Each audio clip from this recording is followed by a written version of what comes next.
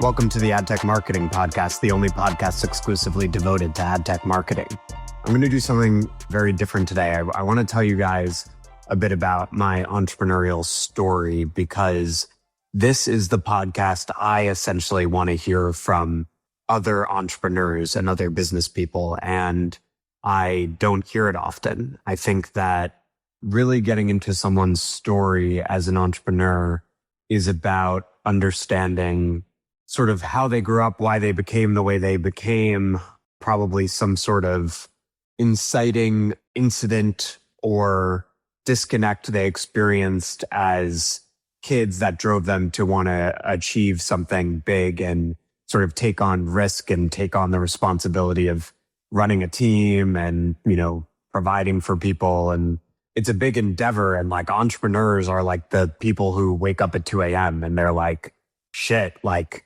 I need to do better. Like I need to do better for my clients. I need to do better in terms of generating new clients. I need to better support my team. I need to raise them to a higher standard. We worry about how much money is in the bank. Like this is the real stuff. Entrepreneurs are not paper pushers. They're not like just clocking in for the 9 to 5. They are the people who sort of bear the weight of trying to achieve something and bringing people together to meet a higher standard. So I've often thought I would really want to hear a podcast that's like the 2 a.m. entrepreneur podcast is like a title I could imagine for it.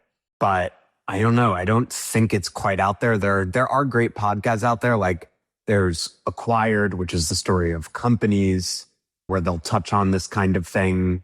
There are autobiographies, and there's like David Senra, who's like created an amazing business by talking about the autobiographies and biographies of great entrepreneurs. But I think it's really rare that you get to sort of sit an entrepreneur down or he or she sits themselves down and you get to hear about how they got the way they are and why they started their business. So I'm putting this out into the world because this is the pod I kind of would like to hear. And so I hope, for the 17 people who are going to listen to this, I hope some of you will hear this and say, oh, I would do that. I would be willing to go on a podcast like that. And maybe you'll come on and we'll get to have this conversation. I'll get to interview you about your experience. Because I assure you, if this resonates with you, there are a lot of other people who have gone through something similar who would maybe want to hear your version. So when I think about starting out as an entrepreneur, the origins of my starting a company, I think about how competitive I was as a kid and how intense I was and how ambitious I was. So when I was 7, this is one of my earliest memories of feeling that way. We played this game in my 2nd grade class in public school in Long Island called Math Around the World. And so it was a multiplication times table game. And you would stand up and you would be next to another student. And the teacher would say, 7 times 6. And whoever said 42 first would move to the next desk. And you would move around all the desks that were arranged in sort of a circle. Eventually, if you kept saying the number first correctly, you would advance a desk and you would make your way around the classroom or around the world. And I just remember feeling like so deadly serious about this game. I was like, I have to win. I have to push myself to learn this better than anyone else. I need the answers to be instantaneous. And it felt existential to me. And I remember specifically one time the teacher, I was standing sort of next to this other student, and I was sort of standing at an angle in this little fighter stance. And you have to picture me being 7 doing this. And I remember she kind of pointed it out, and it was embarrassing. And I think that's sort of an origin story because I think people who are super intense, about work or achievement, they're constantly going against the grain. They're constantly struggling against a world and a society that's chill out. And I think for me, it's since the time I was 7, I'm like, no, I'm not going to chill out. You don't understand how much this matters to me. And how much I want to be better and achieve my potential. And then, later down the road, help the people around me do the same so we can all pursue this collective goal. But I don't know why exactly I felt that way. I just remember that I did, and my parents weren't like I didn't have a tiger mom. My parents they weren't like walking around being like, you need to achieve greatness or like some shit like that. My mom didn't work for my first 7 or 8 years. And then she was raising my sisters and me. And then she went to go work as a paralegal for my cousin who owned a small law firm. My, dad was an accountant, and he had grown up working class and had sort of made it to the middle class or even the upper middle class. And I would grow up watching him. He would be gone before I woke up, and he would often get home when it was like 8 or 9 p.m. So I definitely grew up watching him and being like, oh, he like achieved something great relative to what his dad, my grandpa did. And I want to do the same. I want to achieve something, greater than what he did. And I think, again, my parents, they never pushed me on that. They never like told me I had to do that. But I do think from a young age, I kind of got the sense like, this is what it's about, like this is what life is about. And I think I grew up with that sort of existential concern that some kids have where like they're freaking weirdos. Like they're like 6 years old and they're like, what's the purpose of life? But like I was one of those kids, just like weirdly introspective. And so I think that pursuit of something greater, the pursuit of achievement and excellence at school, that gave me like a sense of a place in the world and purpose. I was like, okay, I understand, what I'm supposed to do and who I want to be. And so, that continued through elementary school. I can think of examples from like every year from second grade on in elementary school where it was like I had some sort of interaction with the rest of the class or with teachers where people were just like, Jesus Christ, chill out, bro. But again, I possessed absolutely zero chill, which, as you would imagine, really endeared me to my classmates. I remember in fourth grade, we were at the times tables again, and we would have this thing where it would be like, I don't know how long they gave us. It was like 60 seconds or a few minutes or whatever. But they would give us like a sheet where we had 100 times table questions. So again, I was like, okay, gotta win at this. And there would be like grade wide, like 100 kids in the grade. And there would be these competitions where it's like, how many could you do? And I would like get through all of them. And then I would be like, bring me a second sheet. And then I would like keep going and I would win. And I would be, just extremely exhilarated by that. And this was like the thing I liked most, in the world was like competing at this and getting better and having like a measurable goal I could attain. So, I also remember like the early downsides of that. Like I remember being in fifth grade and for whatever reason, like the teacher or like I just wasn't as good that year or something. Like I wasn't doing quite as well. Like I was a huge effing nerd, right? But it was like, so I would get like 1 A+ and like 4 A's instead of all A+ on my report card.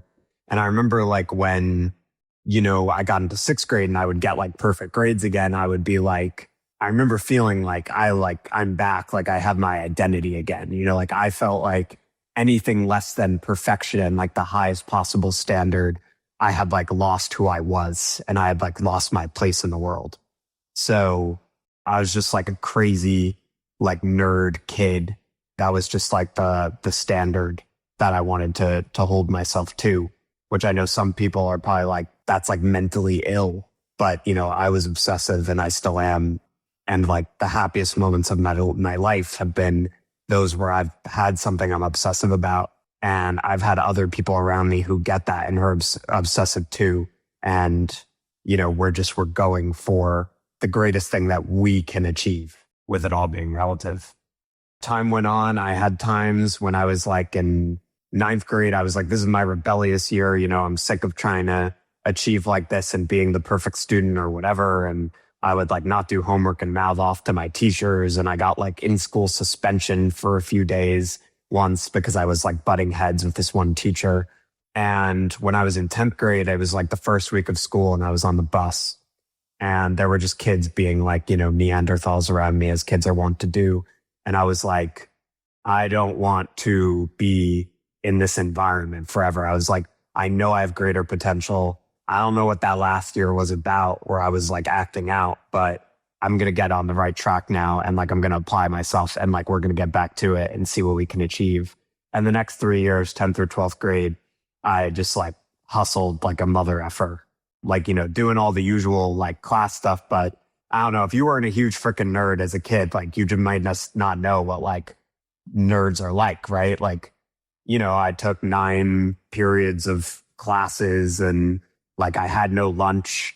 I would like eat my lunch in like Chinese class or whatever, which is like the, 15-year-old version of having like back-to-back meetings for like 8 hours, right?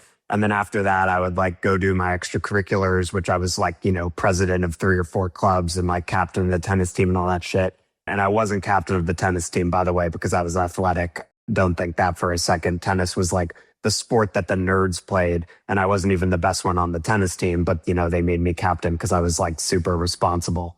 So I hustled through high school and, the carrot at the end of K through 12 is going to a fancy school. And that was my goal for most of my childhood. My parents went to local private schools in Long Island. I didn't know anyone who had gone to an Ivy League school. I didn't know any adults who had done that. But, when I was like 14, 15, I remember my mom was driving me to a tennis practice and we were talking about college and she was like, you're going to have a shot at that of going to an Ivy League school. And I just thought that would be, the most like incredible thing that I could accomplish and that could happen to me. And when I was, 17, I applied to Brown and I got in. I remember it was December 12th, 2012. And it was truly the happiest moment of my life to that point. I opened the email and my mom and my younger sister were standing behind me and, we all just like fell in a like puddle when I got the news because it was like 12 years of work that culminated in that moment. And I knew, in that moment, I was like, I just got like a ticket, right? Like I got a ticket to achieve my dreams. And it's funny because like nowadays, like now that I went through that system of like, I went to Brown for undergrad and I did a PhD after at Cornell. I'm like, I think, elite education is like messed up in all of these ways. It is like a conformity machine. You're allowed to believe some things and not others. I think there are a lot of shortcomings to it, but it is also an incredible driver of class mobility for the few people who are lucky enough to get there or work hard enough who are not already from, the upper crust of society. And like, let me be clear. I understand, like I started on third base, right? Like I was, my parents did pretty well. We grew up in a very middle class, like suburban, typical upbringing. But still for my family, which, we were an immigrant family, came over from Italy, a century ago. For my grandparents, none of the 4 of them finished college or went to college. Then my parents went to the local college and sort of achieved this like middle class dream. And then for me to be able to go to have that goal my entire childhood and then go to fancy school, it was like, all right, I did what I was supposed to do when I was watching my dad, get up at 5 a.m. and get home at 9 p.m. Or I did what I was supposed to do as a kid. And now I was just getting the chance to start an adult life and start a career pursuing something greater than what I had grown up around.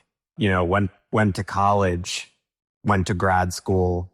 I did a PhD in literature, which to most of the people who listen to this pod is probably like some random weird thing. I basically, like, there were a couple things there. One is my whole life I'd been doing school, right? So that's what I knew how to do. And when I looked at like the business world when I was in college, I was just like, I don't know anything about that. Like it was totally foreign to me.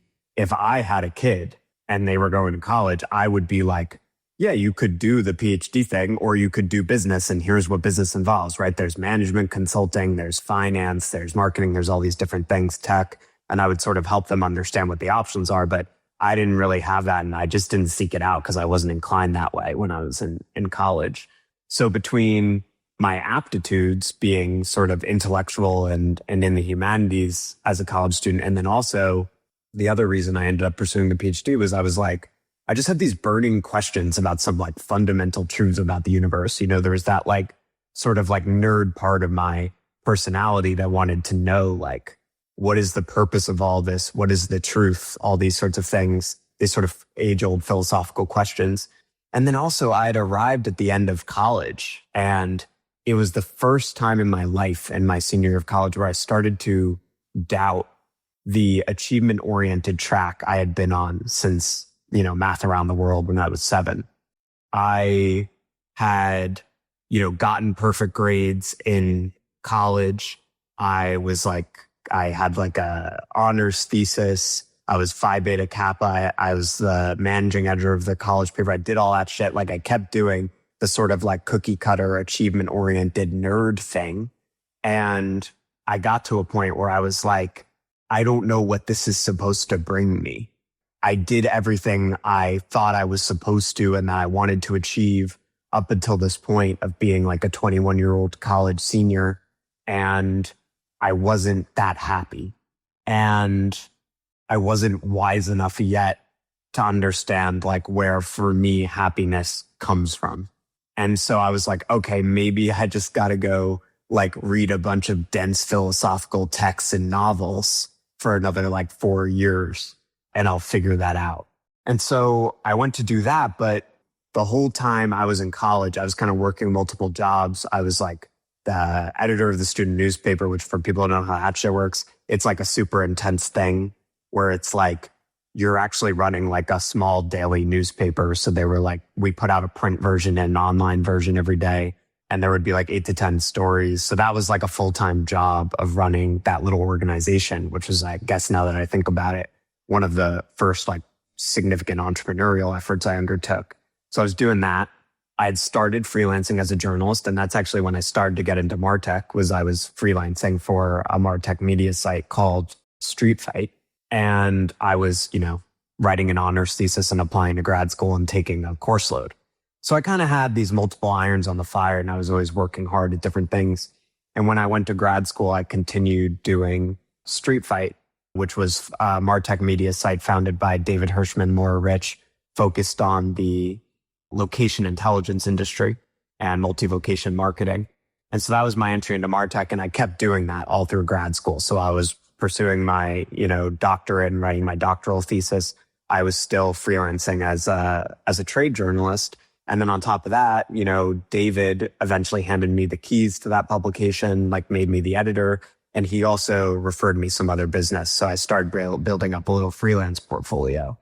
One of the things I'm proudest from like the early days of my entrepreneurial journey when I was a freelancer, sort of in that period, many freelancers go through before they evolve from freelancer to like micro agency owner or entrepreneur, is I had a lot of times where, I think it's fair to say the average person would have been like, I'm good, like I'm doing enough, I don't need to do any more, or I got to stop doing this one thing because I am too busy.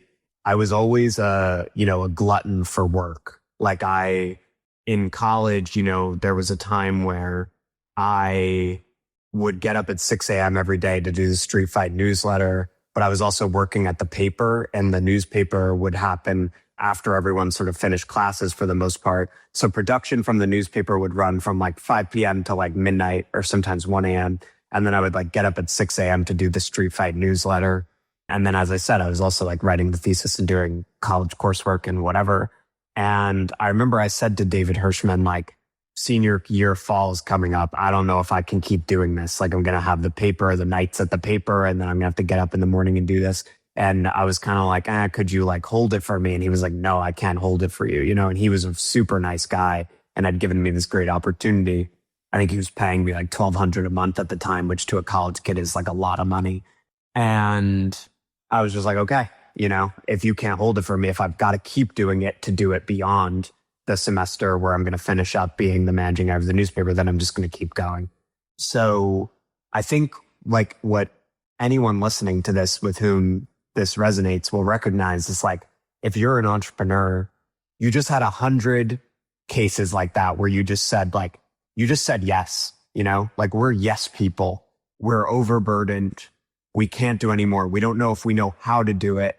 And every time like the next opportunity comes that could build our resume or strengthen the business or expand the services, we say, hell yes, I want to do it. And I'm going to figure it out, and I'll figure it out whether that means it's something I don't know how to do yet, or I got to find someone who knows how to do it, or, I'm going to have to work, 18 hours a day for a limited period of time to get through this period. And then I'm going to come out on the other end stronger.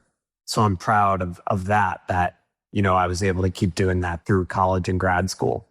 And as, grad school was going on, eventually the early beginnings of SharpPen started to materialize, where I was editing Street Fight, and then I got like a couple other freelance writing gigs. I got my first content marketing gig helping out a prop tech company with their blog, back in the days when SEO was king. And I discovered marketing, and I was sort of nearing the end of my PhD. I'd realized I didn't want to go into university life full time, both because the academic job market was horrible and because I had kind of realized it was like the stagnant thing and that I'm lit up by dynamism and opportunity, and I kind of got to the point where I was like, even if I reached the pinnacle of being an academic, being a Yale professor of literature or something, I was like, they do the same thing every year, and I kind of know what that looks like. And then I had gotten these marketing gigs and I was like, I don't know where this ends if I go down the sort of like marketing agency, marketing entrepreneur route. I got to the point when I was a grad student where I was like making $100,000 as a freelancer and $100,000 a year. And that was when I was like, A, I can actually build a career and a life and a living for myself doing this. And B, I feel like I'm at the very early stages of this. I've got a few clients and I'm making $100,000 a year. Like, who knows how much I could achieve. And I thought like maybe, 5 years from now, I'll like start an actual business. But, I started freelancing for some agencies and I was hustling. And anytime someone wanted to offer me work, I was like, yes, please, ma'am or sir, I want to do this. Give it to me. I'll hop on a call in 2 hours. I'll turn around the content in a day. And I knew from the agencies that started giving me work that when they would work with other freelancers, the freelancers would constantly be like, oh, I don't have the bandwidth for this, or I'm busy or whatever. Or they would say yes and they would take a really long time. And I was like, I will always say yes. I will turn around as fast as I can. I'm going to do it to the best of my ability. And in the beginning of SharpPen, like just doing that got me to like 50, 60 grand a month and work because, there were agencies that, let's say they were paying 3 or 4 freelancers before to do their content, they would pay just me because I would hustle. And I always said yes. And if you have ever tried to look for freelancers, you know that someone who will always say yes, who always has bandwidth, works fast and does good work is a very, hard combination to come by. So again, there's that attitude of just like, I'm going to pursue something where I have a really high ceiling. I'm going to like work my hardest and I'm always going to say yes when an opportunity presents itself. And through doing that, I was able to move past the journalism phase of my career to becoming a full-time marketing freelancer. And then when I hit around 50, 60 grand a month in work, I had a lot of work from agencies and a couple of my own clients. I was like, I have enough to hire other people. And that's when, it really transformed from, I'm a writer to I'm a freelancer to I'm a marketing consultant to then like, I am an entrepreneur and I have, a small business, a little agency on my hands. And now we're 5 years in and now this shit is changing again. And that's sort of why I thought to do this today, is because I'm realizing that now we have roughly 20 clients. I have a full-time team of 8. 4 of those people are like, they have families to support. And like, I've realized like in the last few months, I'm like, the bar just like rose again. It's one thing to get an agency to like 10, 12 clients where you're still really a consultant. Maybe you have a couple helpers or whatever. It is a very different thing to be like, I'm going to operate an actual business with like a full-time staff and salaries and benefits and all of that, like having real overhead, having real responsibility to people, but also having a responsibility to clients, right? Realizing that if you have 10 clients and you're on all of them, there's a different level of vigilance required when you have 20. And it's like you can't physically see all of them. So then what is your responsibility to the team and to your clients, right?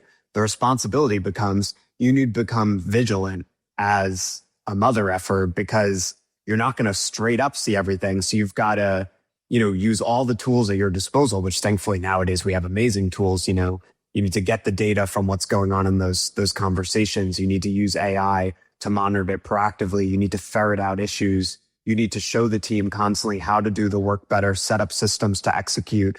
You need to see when those systems are failing or not being upheld properly, proactively identify issues, and get in there with every single team member on every account and help them achieve the best that they can so you can achieve more as an organization.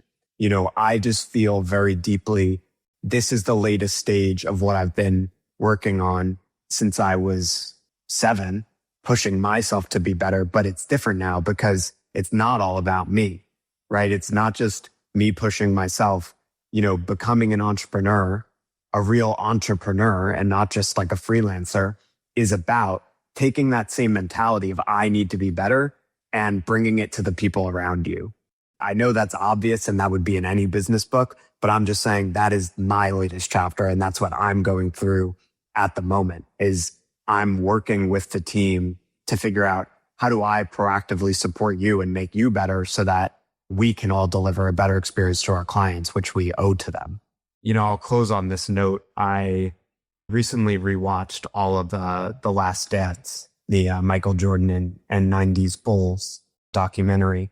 And there's this famous clip from the end of, I think it's episode 7, where they're asking Jordan about sort of whether he was like a nice guy or a nice teammate or whatever. And, his teammates are like, he couldn't have been a nice guy because like his job was to push everyone to do better. And, that's a tough job, right? He had to raise the standard. And that's like, you got to kind of be up people's asses to do that job, right? Like your job as the CEO is to push everyone to be better and to set up the systems and to own it when the systems aren't there, but then also to make sure people are implementing them and sort of proactively improving the product or the service for the clients. That's a tough position to be in that you have to be relentlessly dissatisfied with the quality of what you're producing. If you as the CEO are not bringing that math around the world mentality of like, we have to be the best, we have to be better, we have to achieve our potential, you're not doing your job and you're not doing the service to your clients that they deserve. So they talked to Jordan about it, and Jordan actually breaks down and, cries in the interview because he says, winning has a price, leadership has a price. And for me, like that price is you're going to work until 11 p.m. midnight. You're going to wake up sometimes at 3 a.m. You're going to wake up then at 7 a.m., whatever your schedule is.